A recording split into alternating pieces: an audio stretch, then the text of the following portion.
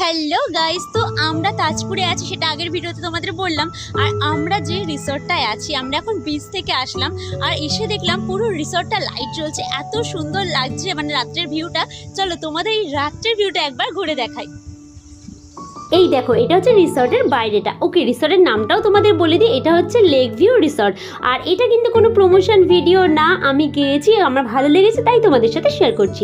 তো সবার প্রথমে ঢোকার পরে যারা গাড়ি নিয়ে যাচ্ছ তাদের জন্য কিন্তু খুব ভালো এটা, মানে অনেক বড় পার্কিংয়ের জায়গা আছে, এমন না যে জায়গাটা ছোট, প্রচুর জায়গা আছে, সবাই এখানে গাড়ি রাখতে পারবে কারণ রিসর্টটা অনেকটা বড়। চলো এবার ভেতরটা তোমাদের দেখাই। এই দেখো, এটা হচ্ছে পার্কিং জোন আর এখানে কিন্তু মানে শেড দেওয়া জায়গা আছে, গাড়ি বেশি হলে এই মাঠটা রাখা যায়। এরপরে এখান থেকে এন্ট্রি শুরু হচ্ছে, এখান থেকে শুরু হবে মেনলি তোমাদের রুম। আর এছাড়াও কিন্তু এখানে অনেক কটেজও আছে।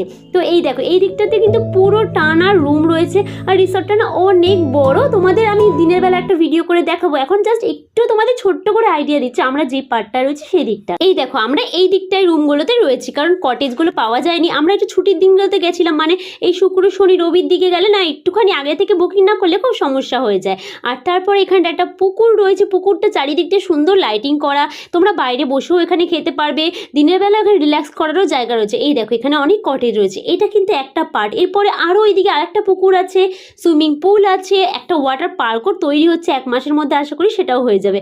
আর এই হচ্ছে সুইমিং পুল। এরপরে আমরা চলে এসেছি পুলে স্নান করতে। তোমাদের একটা ছোট্ট পার্ট দেখালাম, রিসর্টটা কিন্তু অনেক বড়। যারা যারা এসেছো অবশ্যই কমেন্টস করে জানিও।